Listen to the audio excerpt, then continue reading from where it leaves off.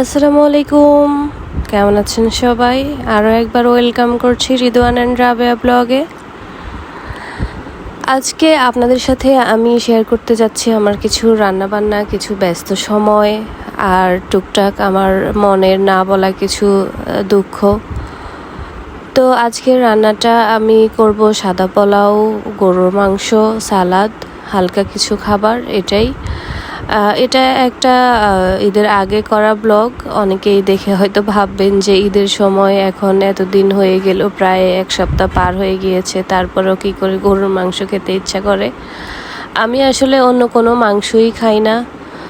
খাসি বলেন, মুরগি বলেন, পাখি, কবুতর কোনো কিছুই আমি খাই না। আমি শুধু এই একটু গরুর মাংসই খেয়ে থাকি।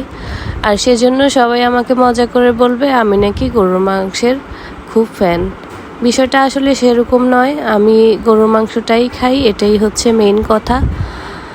আর আমার যে কোনো তরকারি আমার ভাজি করে খেতে ভালো লাগে, মাছ দিয়ে রান্নাটা আমার একেবারেই পছন্দ নয়। আমার বড় বোনের ছেলেও মাছ দিয়ে রান্না করা কোনো তরকারিই খেতে পারে না।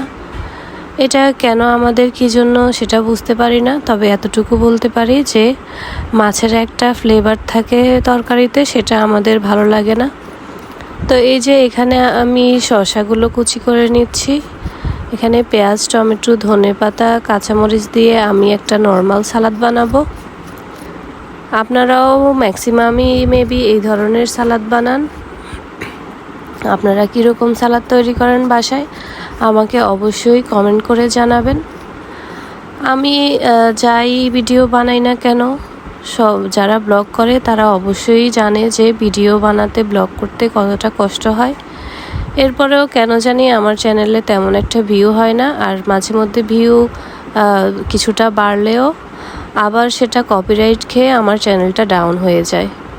আমি নিজে যা পারি, নিজে যা জানি তাই কিন্তু আমি ভিডিও করে চ্যানেলে শেয়ার করি, এরপরেও কপিরাইট খায়। এটার কারণটা কি হতে পারে? যদি কেউ জেনে থাকেন তাহলে আমাকে অবশ্যই হেল্প করবেন।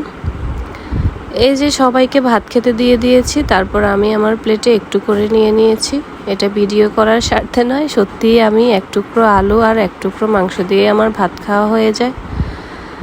ভাত খাওয়া শেষে বিকেলবেলা আমার মন চাচ্ছিল একটু সেমাই জর্দা করে খাবো, সেজন্য আমি কড়াইয়ে একটু ঘি দিয়ে দিয়েছি। তারপর আমি এখন সেমাইগুলোকে দিয়ে দিচ্ছি। এই শুকনা জর্দাটা অনেকেই পছন্দ করে থাকে, আমার আবার এই ধরনের শুকনা জর্দাই ভালো লাগে। পানি দিয়ে রান্না করা সেমাইটা আমি একটু খুব কমই পছন্দ করি। অবশ্য লাচ্ছা সেমাইটা খেতে ভালোই লাগে। আপনারা কে কীভাবে সেমাই রান্না করেন আমাকে অবশ্যই জানাবেন। আরেকটা কথা, আমার নিজে খাওয়ার থেকে কাউকে রান্না করে খাওয়াতে বেশি ভালো লাগে। আর যখন সে প্রশংসা করে তখন তো আর কথাই নেই।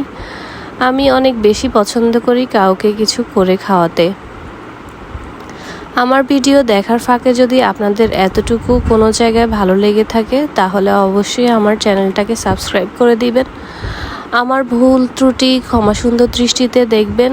ভিডিও কিভাবে ইমপ্রুভ করব, কিভাবে কি করলে ভালো হয় সেটা একটু আমাকে সাজেস্ট করবেন, তাহলে আমি চেষ্টা করব সেরকমভাবেই করার জন্য। বাংলা সেমাইগুলো আমি ভেজে এখন আমি লিকুইড মিল্ক এখানে অ্যাড করেছি পরিমাণ মতো। তারপর এখানে আমি নারকেল কোড়া দিয়ে দিয়েছি। নারকেল কোড়া দিয়ে নেড়ে চেড়ে আমি কিছুক্ষণ পর এখানে চিনি অ্যাড করেছি। আর আপনারা চাইলে হালকা লবণ দিতে পারেন। যে কোনো মিষ্টি জিনিসে লবণটা দিলে মিষ্টির স্বাদের ব্যালেন্সটা বজায় থাকে, সেজন্য মিষ্টি জিনিসে অল্প করে লবণ দেওয়া উচিত আমার মতে। আমি তো লেবু শরবতেও লবণ ছাড়া খেতে পারি না, এমনকি রং চাতেও লবণ ছাড়া খেতে পারি না। আমার প্রেশার মাঝে মধ্যে হাই হয়ে যায়, তারপরেও আমি লবণটা ছাড়তে পারি না। আমার বড় বোন বলে তুই লবণ খাওয়া ছেড়ে দে, এমনি শুকিয়ে যাবি। সেটা সত্যিই উনি করেছে। উনিও একটা সময় লবণ খেতে পারতেন না, আর যখনই লবণ পেতেন না তখন ভাতও খেতেন না। কিন্তু সেই মানুষটাই আজকে লবণ চিনি সবই ছেড়ে দিয়েছে। আর আলহামদুলিল্লাহ ওনার স্বাস্থ্যেরও ভালো উন্নতি হয়েছে। উন্নতি বলতে যে মোটা হয়েছে সেটা না, উনি আগের থেকে অনেক শুকিয়েছে এবং অনেক সুস্থ আছে। সুস্থতা আল্লাহর বড় নেয়ামত। আমার কিছুদিন আগে একটা বড় সমস্যা হয়েছে। আমার মেরুদণ্ড পেশিতে মাংস ইনফেকশন হয়েছে, সেটা খুবই কষ্টকর ছিল। সেটার জন্য আমি ঢাকায় যেয়ে ডাক্তারও দেখিয়েছি, ট্রিটমেন্ট নিয়েছি। এখন আল্লাহর রহমতে অনেকটা ভালো আছি। সকলে আমার জন্য দোয়া করবেন। আপনাদের কী ধরনের ভিডিও ভালো লাগে আমাকে কমেন্ট করে জানাতে পারেন। আমার ভিডিওটাকে একটা লাইক করে দিবেন। আপনার একটা লাইকই পারে আপনার বন্ধুবান্ধবের কাছে আমার ভিডিও যাওয়ার ব্যাপারে সহায়তা করতে।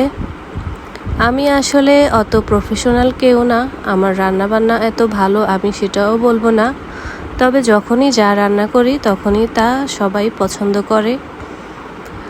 মেয়েদের জীবন একটা ভাসমান নৌকার মতো আমি বলবো, এদের কোথাও নির্দিষ্ট ঠাঁই নেই। আমার জীবনটা আমার কাছে ঠিক সেরকমই মনে হয়। এই তো বাবা মার কাছে ছিলাম, এখন কত দূরে চলে গেলাম, আবার বাবা মার কাছে আসি, আবার দূরে চলে যেতে হয়। মেয়েদের জীবন এত কষ্টের কেন? আমি কথা বলতে বলতে এখানে সেমাইটা রান্না করে ফেলেছি, আর দেখতে পেয়েছিলেন কত ঝরঝরাও হয়েছে। এখন চিকেন ফ্রাইগুলো করে নিচ্ছি।